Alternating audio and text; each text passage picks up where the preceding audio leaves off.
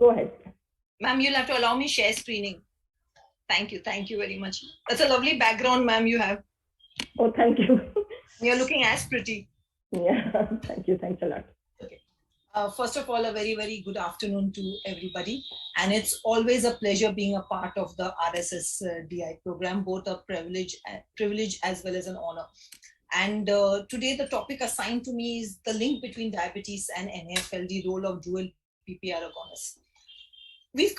I think we have come a long way in understanding diabetes and NAFLD, and I still think that we are really not there. We still have a lot of learning to do as far as this topic is concerned, a lot of new research, a lot of new interest, and I think we are beginning to increasingly realize that maybe actually this is a very, very underdiagnosed problem that we are facing in not only in our population, but maybe universally. When you try to connect the dots, when you try to connect, how would you really connect diabetes to NAFLD or NAMLD as we are talking about it at this point of time, you would realize that there is one, we always talk about the common soil hypothesis. You would realize there's one common linking factor in this entire story. Type 2 diabetes, one of the pathological hallmark is insulin resistance. Huge prevalence in our country. I mean, we really are dealing with a diabetes epidemic. Insulin resistance again is connected to hypertriglyceridemia. Again, a lot of data coming on about post-prandial hypertriglyceridemia. We just heard a fantastic talk by Dr. Wagner regarding lipid abnormalities, which again is connected to cardiovascular disease, because we are increasingly realizing that even when our LDL is at target or below target, we still have that residual risk of a cardiovascular event, which is potentially being accounted by the triglycerides. Insulin resistance, CVD, the prevalence again around 34% of this entire population. And mind you, NAFLD, which we've never really paid too much attention to, again the common pathogenesis insulin resistance, which actually accounts for almost 32% of the issues that we are seeing at this point of time in our diabetic patients. This slide we've seen n number of times. We've seen it practically all along. I think in every meeting we talk about the YY paradox.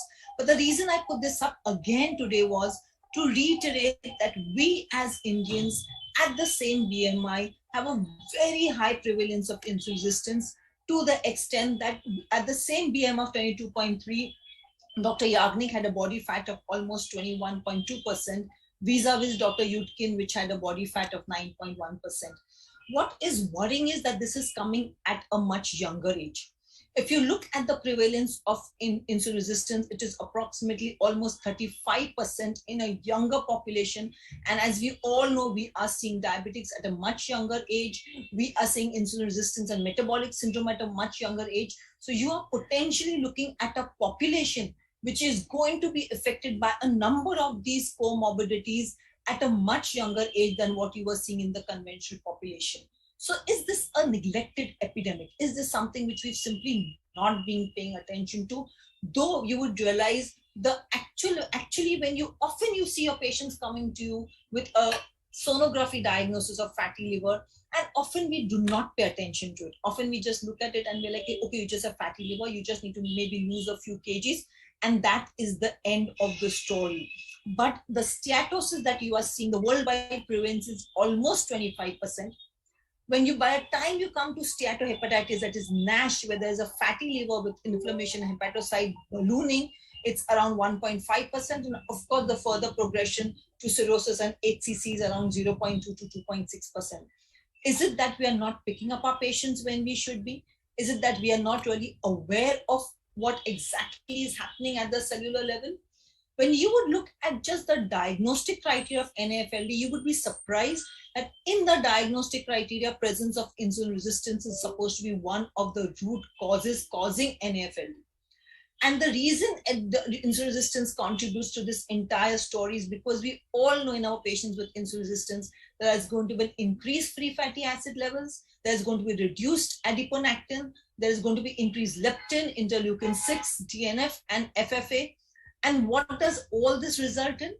This results in significant triglyceride accumulation in the liver, which translates into hepatic insulin resistance, And this triglyceride accumulation is going to then translate into NASH, leading to further cirrhosis and HCC.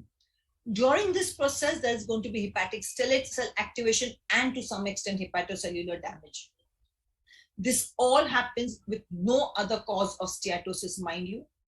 Yes, more than 5% steatosis in hepatocytes should be either be confirmed by biopsy, which we all know is very, very difficult, or definitely by imaging methods.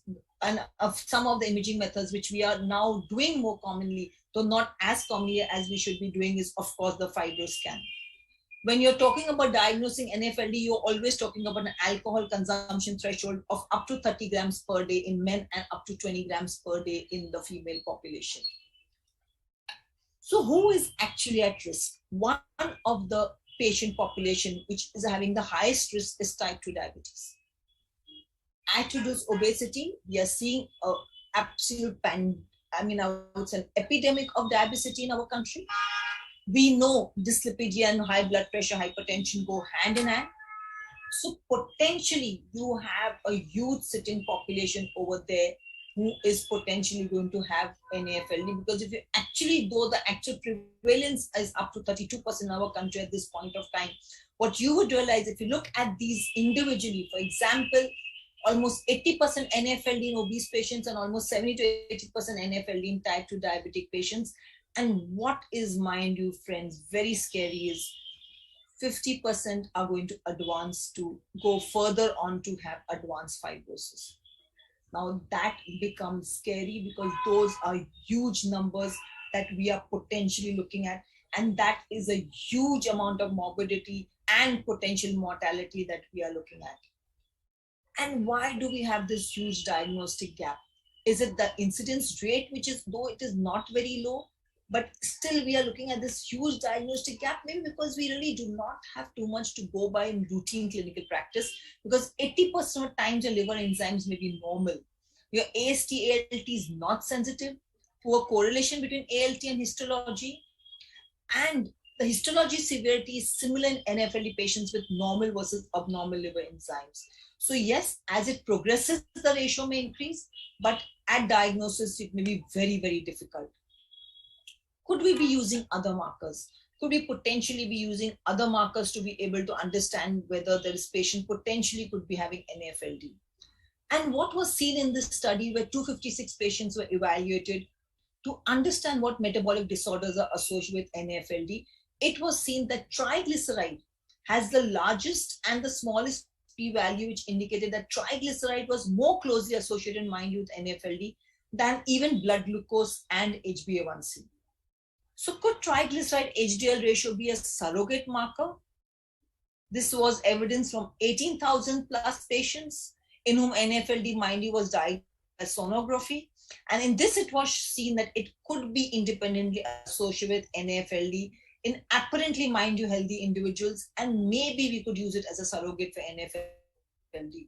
So next time we are looking at that triglyceride, and next time we're looking at that triglyceride HDL ratio, and you're looking at a patient with potentially NAFLD, we need to keep it high up there in our index of suspicion, because you need to screen your patients. And the reason you need to screen your patients is because we need to understand that if we do not screen our patients, if we do not treat our patients the way we should, we are potentially looking at a huge amount of morbidity and mortality. And the reason we need to become more aware is because at this point of time, you can offer your patients something more. And I will come to what you can offer your patients at this point of time as far as NAFLD is concerned, because it was seen that almost 17% of patients of type 2 diabetes may actually have already significant fibrosis when they are assessed by non-invasive imaging tools. What do the guidelines tell us? The guidelines tell us that when you are seeing a diabetic patient, please suspect NAFLD and NASH and determine what kind of fibrosis you are seeing in the patient. Because as I told you, the increasing number of metabolic diseases, for example, if your patient has diabetes, he's obese, he has hypertension, and he's also having dyslipidemia, this patient is at a much higher risk of having a progressive liver disease. Again, the ESD guidelines tell you that definitely screen your patients at high CV risk, including type 2 diabetic patients or metabolic syndrome. But honestly, how often do you or me do it? I think we still need to change our thought process to think about the liver. We are so tuned to, I mean, we all are very, very tuned to thinking about the kidney. We are very, very tuned to thinking about the fundus. We are very, very tuned to even thinking about the heart increase. But we still have not reached a point where we are tuned to thinking about the kidney. And again, NASH and fibrosis screening is recommended even by the ADA with type 2 diabetes or pre-diabetes, but in these patients with an elevated ALT or a fatty liver. And if you really think, if you really sit down, or maybe tomorrow sit down in your consulting and just understand how many patients in the day you're seeing with fatty liver, you will believe me, be surprised, because I definitely was surprised. So what is the noise about Saroglitazar all about? What is Saroglitazar doing? Before I get down to what is Saroglitazar doing, as we said, it's a dual PPAR alpha gamma agonist. The first new clinical entity, mind you, which was approved for atherogenic diabetic dyslipidemia as back as 2013. So we are actually using this molecule for diabetic dyslipidemia from 2013. It's a feather in the cap that is the world's first new clinical entity approved for non-alcoholic fatty liver disease in 2020. So definitely a feather in the cap. And what would you say? What do I mean by alpha gamma agonist? What am I talking about? We all know that PPAR alpha. We've always been very familiar with PPAR gamma because we've been using our pioglitazones. We've been using our glitazones from quite some time. And we've been very, very familiar with the PPAR gamma, which is expressed in adipose tissues, which has beneficial effects as far as glucose homeostasis is concerned, which is increasing insulin sensitivity and glucose disposal, and at the end of the day is going to prevent the loss of beta cell mass in the pancreas. That is the PPAR gamma story. The PPAR alpha story, which is more which has always been involved as far as phenofibrate is concerned, is in the liver, kidney, heart, muscle, and is implicated again in the uptake and oxidation of fatty acids and lipoprotein metabolism. So what happens when both these, a molecule which is an agonist for both these receptors does together? It does two things for me. One, it reduces triglycerides. And we know when you're looking at diabetic dyslipidemia, you're potentially looking at a situation of hypertriglyceridemia, increased small dense LDL, and maybe increase LDL or LDL, which apparently looks normal, but actually needs to be reduced. Insulin resistance. When you are using a PPAR gamma agonist, you're using an insulin sensitizer. So you're also going to be able to influence the blood sugar levels. And if I look at this, what it translates for me into clinical practice means, I have a molecule which is going to improve the plasma lipid profile, because it is going to influence a number of factors, be it fatty acid uptake, be it fatty acid oxidation, be it an anti-inflammatory effect, be it an increased A1, or be it increased HDL.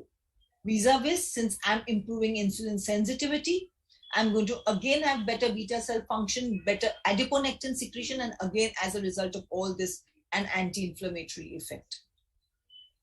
So what did the data tell us? What did the Saroglitazar integrated review analysis tell me? This is an analysis of 18 clinical studies. When Saroglitazar was launched as a molecule, I still remember everybody was a little skeptical, because actually, if you look at the history of glitazars, there have been many issues. We've had issues of cardiotoxicity, we've had issues of malignancies, we've had skin toxicity issues, we've had renal issues. So if you look at the history of the glitazar group per se, it has a very checkered history. It was a molecule which was launched and then it had to be withdrawn. So when Saroglitazar was actually, we started talking about using Saroglitazar, there was a lot of, I would say, a lot of, hesitancy about the molecule. Because the issue was, are we going to see the entire story being repeated? Are we going to be seeing some kind of molecular effect? And what did the analysis of 18 clinical studies of Saroglitazar, mind you, in 5,824 patients tell us? What it told us was reduction of triglycerides, almost 45 to 62%. We know we find it difficult. It does in clinical practice. We have the patient on statins, you may have the patient on combination of statins and fenofibrate also, and still have an issue as far as the triglycerides go. What about non-HDL? Again, a 21 to 36% reduction. Small dense LDL, a 20% reduction. As far as ALT goes, a 28 to minus 67% reduction was seen in the ALT, and some contribution to the HbA1c. And any contribution to the HbA1c, mind you, is a good contribution, and HbA1c reduction of 0.7 to 1.6%. And if I look at the recent updates as far as management of NAFLD is concerned, I would like to put across to you, all friends out there, that life modification remains the basis of management. There is no questioning that. Because if you look at this slide, you would realize that just a 3% weight loss also is going to cause improvement as far as steatosis is concerned. What you would realize is a more than 10% weight loss improvement is going to cause a regression of fibrosis. And that's the reason, you see this regression happening in patients who undergo bariatric surgery. A number of our patients who undergo bariatric surgery, you will find total reversal of their NAFLD with subsequent follow-ups because of their weight loss. Any kind of weight loss is good weight loss. So as your weight loss improves, there is going to be resolution of the inflammation as well as NASH. So this is something which remains the bottom line of therapy. There is no questioning that whatsoever. Some of the drugs which you and me use, and believe me, I'm equally guilty of using them because I do use them in clinical practice. The drug I use most commonly, to be very honest, is vitamin E, because there is some evidence that you can use it in your patients. Of course, the AASLD says that you can consider using non-diabetics, biopsy proven NASH. NICE says that you can consider use regardless of diabetes. The other organizations say that there is insufficient evidence as of now. PPAR gamma agonists, again, we are using in selected diabetic patients. We continue using it if there's indicated in biopsy proven NASH. So these are two of the drugs which we have been using more commonly. I see a lot of my colleagues using UDCA, and obeticholic acid has been launched recently in our market. But actually the evidence out there show that it is really not beneficial, not mentioned. So we do not have evidence as far as these two molecules go, which actually we continue using in clinical practice, maybe because of the sheer lack of being able to offer something more to our patients. If I look at some, as I said, some of the dual PPAR alpha delta agonists which have not done very well. This is the obeticholic acid, which as I said, recently launched in our market.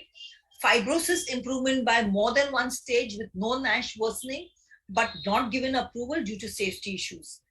Almost 52% had pruritus and 20% had an elevated LDL in this study population. So actually it has not been approved. It needs more safety efficacy data. So what does the Saroglitazar data tell you at this point of time? This is the evidence for study published in Hepatology 2021 as recently as April. And this study shows that these were 104 patients with NAFLD treated with Saroglitazar for a total period of 16 weeks. And the primary objective was to see the change in the efficacy endpoints at the population from baseline to week 16. And what were these endpoints? The endpoints were the percentage change in ALT, which is the first block. The second block is the absolute percentage change in the liver fat content. The third block is the percentage of patients with liver fat reduction by 10%. And the fourth block is the percentage of patients with liver fat reduction by 30%. The pink is the Saroglitazar bar and the blue is the placebo bar. And you would realize that yes, across the spectrum, you do see significant changes as far as Saroglitazar is concerned. A percentage of patients with liver fat reduction by 10% and also by 30% is very, very impressive and statistically significant, along with a percentage change in ALT, which we have already seen. So when you look at the primary efficacy endpoints, as I said, the proportion of patients with a decrease in NAS at week 52 by at least 2 points spread across at least two of the NAS components with no worsening of fibrosis. This was the 4 with a score of at least 1 in each component, be it steatosis, lobular inflammation, hepatocyte ballooning. The exclusion criteria are up over a year for you to see. I will not go into them for the interest of time, but the primary endpoint, if you realize, with Saroglitazar, when you compare the placebo, a very, very statistically significant p-value of less than 0.05, it showed there was a decrease in NAFLD activity score more than or equal to 2. Mind you, in almost half the patients, 52% means almost half the patients without worsening of fibrosis at week 52. So at last, we are going to be able to offer something to our patients. We are going to be able to offer something with some evidence over there that yes, you will be able to use a molecule where you have evidence that there's no worsening of fibrosis. If you look at some of the secondary endpoints, be it your ALT, your AST, your GGT, or your ALP, along with some of the lipid parameters up here, again, a mean percent difference from baseline across the board, very, very, very significant at week 52, mind you. So if I look at Saroglitazar and NAFLD, what would I like to tell you? Yes, it's an area of research. It's an area where we still need to learn, but we need to remember at all points of time that when you are looking at your patient with metabolic syndrome or with diabetes, this patient can progress to NASH. Screen and diagnose with a high index of suspicion. Very, very important that we have a high index of suspicion. Use non-invasive tests like FIB4, NFS, VCT to diagnose. As of now, lifestyle remains one of the cornerstones of therapy. There is no questioning that. But we do have a feather in our cap. Saroglitazar is approved by DCGI, and we can increasingly use this molecule in our patients with NAFLD. Thank you very, very much for your patience.